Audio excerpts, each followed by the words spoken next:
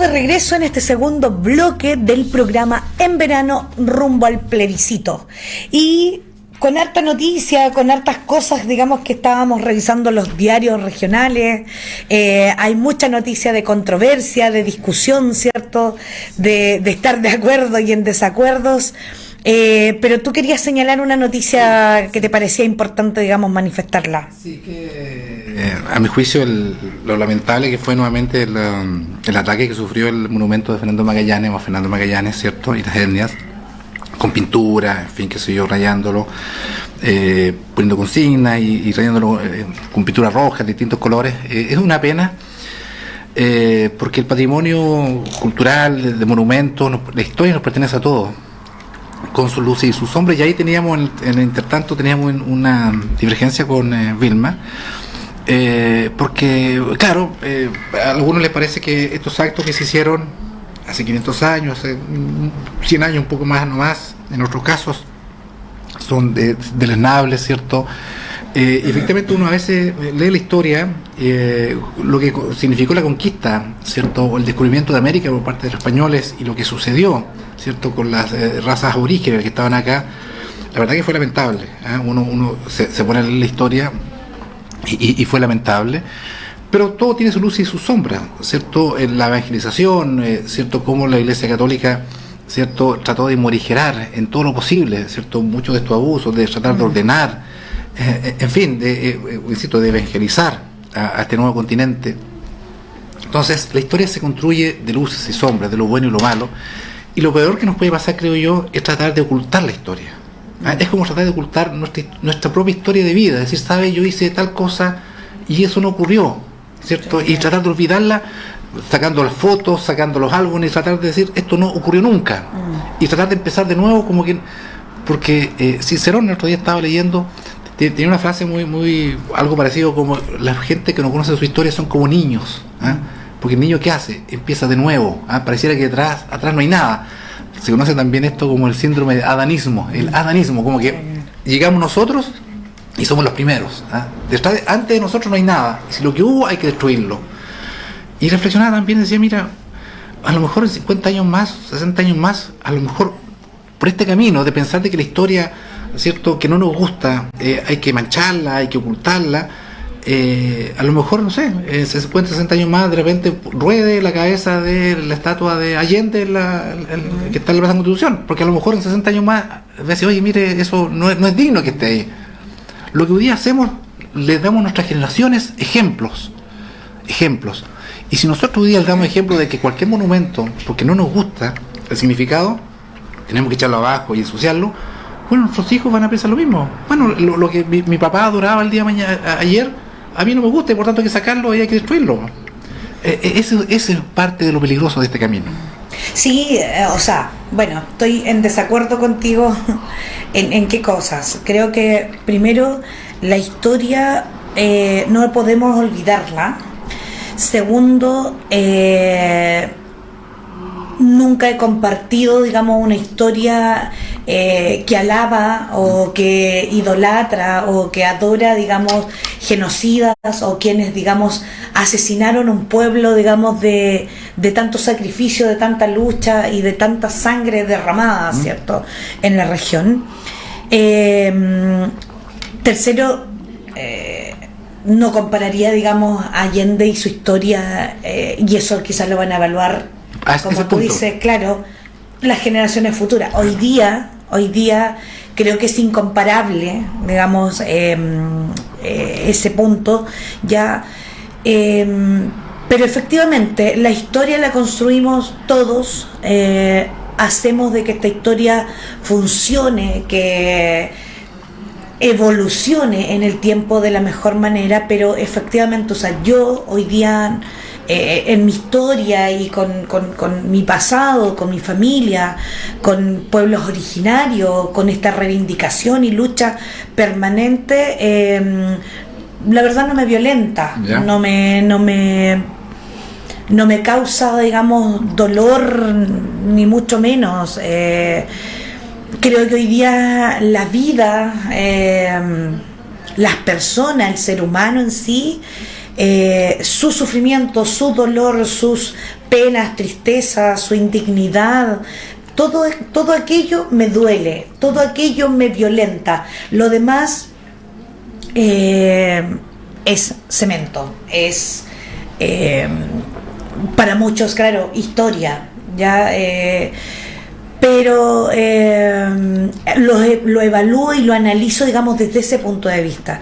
Pero efectivamente hay posturas distintas, hay visiones distintas en relación a estos temas, y por supuesto las autoridades comunales tienen la responsabilidad y lógicamente tiene asociado, digamos, también una serie de gastos, etcétera, pero efectivamente hay un trasfondo mayor, digamos, que tiene que ver con esta reivindicación permanente o búsqueda de lucha permanente en esta reivindicación, y de dolores del pasado nomás, dolores del pasado que hasta el día de hoy, digamos, no se pueden superar ni se pueden olvidar, digamos, porque queda en la memoria, queda en la retina el dolor, digamos, sí, de un pueblo. Sí, pues te decía, ¿no? uno lee la historia y claro, hay historias que nos señalan, ¿cierto?, lo que sufrieron los pueblos, efectivamente, ¿cierto?, lo que sufrieron los pueblos en este continente, en Norteamérica también, ¿cierto? Uno ve lo que pasó con los orígenes norteamericanos, ¿cierto?, también.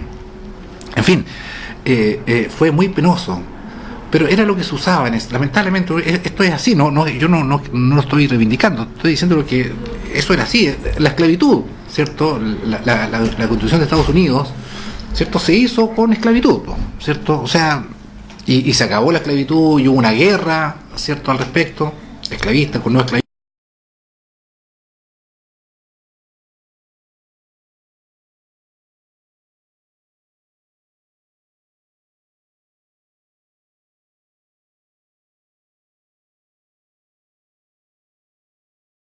Pero también es arte, ¿eh? Un monumento de una manera también es arte y nos recuerda, ¿cierto?, a las personas, cuando tú pasas ese monumento te recuerda lo que pasó, ¿cierto?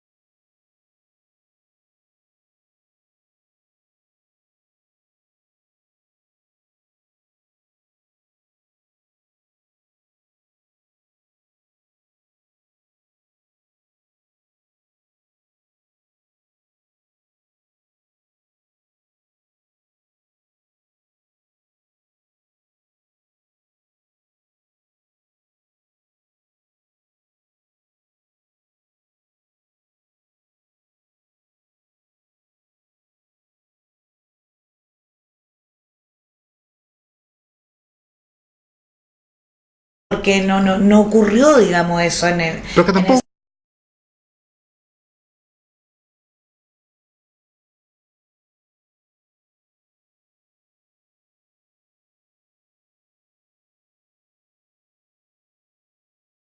sociales, digamos, que buscan esta reivindicación, digamos, de su historia, de un dolor permanente. Pero esa es la práctica en esos años, ¿cierto? Eso era así en esos años. Eso era así, era normal. ¿Ah? Como hoy día, mira, hace 20 años atrás, 30 años atrás, el cuidado medioambiental a nadie le parecía tan relevante. Hoy día sí nos parece relevante, okay, ¿cierto? Pero no por eso vamos a condenar a nuestros padres. Oye, papá, yo me acuerdo que tú hacías tal cosa, botabas la basura y no lo clasificabas. ¿Cómo eres un bárbaro? ¿Ah? Porque tú no clasificabas la basura. ¿Ah? Tú eres un bárbaro, eres un civilizado. Es que no hay conciencia, simplemente. Y como dices tú, la sociedad se supone que tiene que ir evolucionando en conciencia. Y por tanto, lo que antes era normal, hoy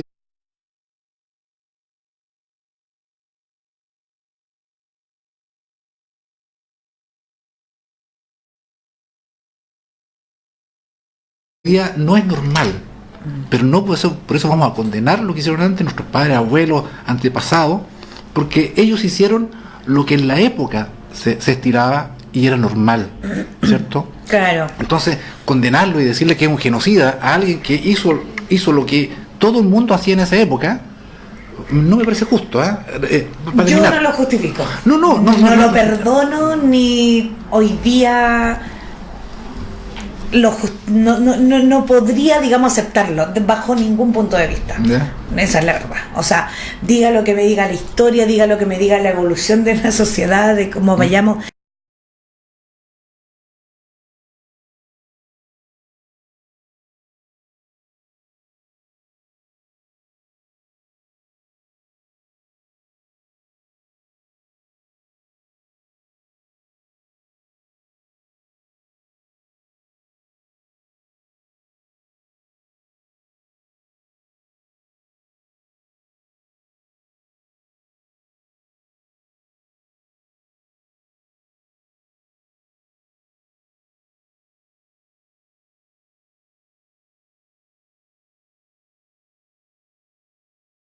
Cuenta de que esto empezaba a ser cierto, que había que tener un plástico reciclable, que no había que botarlo al mar, cierto, acá las bolsas plásticas se eliminaron porque hubo una conciencia. Pero no me gustaría que mis hijos, mis nietos dijeran que yo soy un bárbaro porque usé plástico, si yo crecí con el plástico y nos enseñaron a nuestros padres que el plástico era lo mejor. Incluso más, el plástico fue en su momento una evolución, una revolución, claro, ¿cierto? Porque permitía llegar y construir muchas cosas. Pero bueno, esas son las posturas. Esas son las posturas, no olvidemos los números. Sí, reiteramos. Sí, los tienes tú, los tienes. Es para ustedes, para yo. Dispara usted. 61-224-1909, 61-224-7874, las líneas fijas, y el 99-3453-426. Ahí está WhatsApp, Facebook también, ¿cierto? De este tema o de otros temas relacionados, ¿cierto?, con la contingencia o con el plebiscito. Sí, mira, también recordar a los oyentes, televidentes, ¿cierto?, que nos siguen en el programa, que la página del CERVEL en www.cervel.cl, para quienes tienen acceso a internet, pueden encontrar toda la información alusiva al plebiscito nacional el 26 de abril del presente año, ya, y allí hay mucha información importante, por ejemplo, para consultar el padrón electoral que aparece como consulte sus datos en el padrón electoral auditado. Luego revise el cronograma de todas las fechas, ¿cierto?, que conlleva este proceso electoral. Luego los tarifarios para las empresas periodísticas, de la prensa escrita, radioemisoras, etcétera, ¿ya? Y vienen también una serie de preguntas frecuentes, como por ejemplo sobre el plebiscito, ¿ya? Allí hay varias preguntas que ustedes pueden ir leyendo, ¿cierto? Luego, acto de votar y el día de la elección. También tiene toda la información, ¿cierto?, que ustedes necesitan saber en relación a el sufragio, dónde se encuentran las obligaciones del empleador, por ejemplo, en qué locales de votación, las mesas, los documentos, el documento de identidad, ¿cierto?, el pasaporte que se debe presentar, y así sucesivamente. Muchas preguntas, pero que están muy claritas para que usted se informe, entienda, comprenda cómo va a ocurrir. También las personas en situación de discapacidad física, visual y otras, ya también es muy importante tener presente, digamos, cuáles son esas condiciones que se deben dar para que las personas puedan emitir su voto.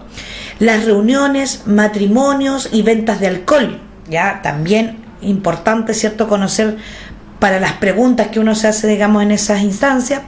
El voto y el escrutinio, vocales de mesa, miembros del colegio escrutador, apoderados, voto en el exterior, propaganda electoral en espacios públicos, propaganda electoral en espacios privados, y la fiscalización de la propaganda electoral y las denuncias. Ya Todo esto está desglosado en cervel.cl plebiscito nacional 2020. Van a poder encontrar toda la información que nosotros, por un tema de tiempo, ¿cierto?, no podemos entregar, digamos, en detalle esta información, pero invitamos, ¿cierto?, a que hagan sus consultas, preguntas, dudas, ¿cierto?, sus opiniones, análisis, reflexión de este proceso que estamos viviendo previo al plebiscito que va a ocurrir el día 26 de abril del 2020, para que no se olvide y se informe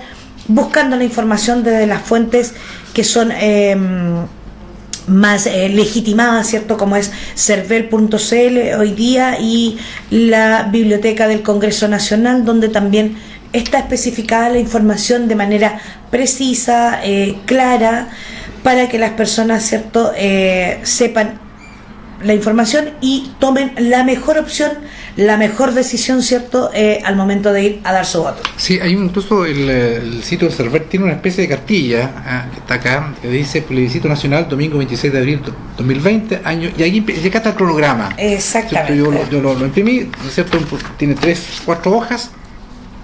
Acá está el programa súper clarito, con las fechas que ya muchas de ellas se han ido cumpliendo, que el tiempo pasa más que rápido. Muy rápido. Más que rápido, pero efectivamente el Cervel tiene toda la información, el BCN también, y lo que yo quería traer, se me olvidó mañana sin falta, o la semana, que es el acuerdo técnico, porque una cosa es el acuerdo sobre la paz, ¿cierto? Exacto. Y después una comisión técnica para ponerse de acuerdo cómo, ¿cierto?, lo que hablábamos ayer, cómo se elegían a los constituyentes, etcétera, etcétera. Bueno, eso está en un acuerdo técnico que fue conformado la mitad por la oposición, la mitad por el gobierno, por partidos oficialistas, ¿cierto? Y se pusieron de acuerdo, por ejemplo, en que el sistema electoral para los constituyentes iba a ser el mismo sistema electoral de elección de diputados, ¿cierto? O el sistema famoso DONT, que es un sistema proporcional, que se vota por lista, ¿cierto? Que se vota por lista, y por tanto la lista que tiene más votos es la que saca más candidatos, ¿cierto? Y se va poniendo un orden de precedencia, lista 1, lista 2, lista 3, más votos, y si la lista 1 sacó una cantidad de votos que le da para 2 candidatos, para elegir 2, le da 2, al siguiente se alcanzó para 1, y al tercero, que ya a esa altura no alcanzó para nada, 0, ¿cierto? No es un sistema mayoritario como antes, que yo creo que mucha gente le gusta el sistema mayoritario, que es decir, que también yo lo escucho mucho, mira, primera mayoría, segunda mayoría, o si salieron primera mayoría y segunda mayoría, es solo electos. Claro. Da lo mismo el partido que sea, si tú sacaste primera mayoría, si en ese caso, por ejemplo, distritos se eligen 2, primera mayoría, segunda mayoría, solo electos. Claro. Aunque su coalición haya sacado muchos votos, pero puede pasar, por ejemplo, que en una coalición un candidato sacó muchos votos y otro poquitito, el caso emblemático Florcito Motúa, exacto, el diputado Alarcón, que tiene como un 1% de votos, sacó un 1 y tanto por ciento. Lo que pasa es que su compañero de lista sacó tantos votos, su compañero de lista, que a esa lista le cupo 2 candidatos, y por tanto al que seguía era Florcito Motúa y entró como colado. Eso es la regla del juego, no estoy diciendo que es ilegítimo, eso es la regla del juego. Pero eso a mucha gente no le gusta, pero ¿cómo salió con un 1%? Porque el sistema es así. El sistema además que es usado también en muchas partes del mundo. O sea, sí. No es solamente, no es un invento chilensis. Yo creo, pero que sí, de nuevo nos volvieron a poner el dedo en la boca. Así, literalmente. Porque creo que efectivamente se podría haber escrito nuevas formas o nuevos mecanismos, ¿cierto?, donde sea integrador, inclusivo, donde estén todas las miradas, todas las posturas en ese mecanismo. Haber pensado un poquito más, haberle dado un poquito más de tiempo, pero para que efectivamente no sea este mismo proceso que ya hoy día las personas no la legitiman, y haber efectivamente ingresado personas que puede ser cualquiera dirigente o dirigente social que desea estar allí, que quiere estar allí. Sí. ¿Me entiendes?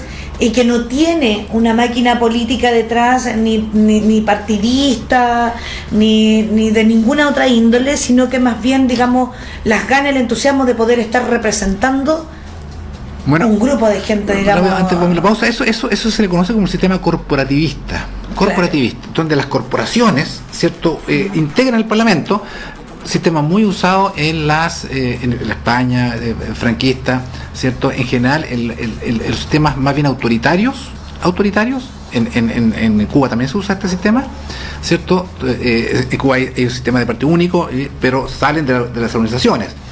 Y eso es el corporativismo, que la gente lo que lo busque, ¿cierto? Lo googlee, corporativismo, ¿cierto? Donde se prescinden de los partidos políticos y la sociedad, pero esto tiene un problema, digamos. Esto tiene un problema porque estos sistemas usados en los gobiernos autoritarios. La historia nos dice que no es en democracia. Pero bueno, la música suena. La música nos avisa que vamos al quiebre comercial. Break. Break. Ahora en castellano. Exacto. Y nos encontramos en el tercer bloque ya con un invitado que espero que esté afuera. ¿Quién es el invitado? Jorge Bubin. Pero vamos, yo prefiero que capaz que Jorge Bubin. Sí, debe estar afuera, este hombre responsable, abogado responsable. E invitamos a todos a hacer contacto y a dejar sus opiniones a través del WhatsApp si gustan. Así que nos encontramos en el tercer bloque.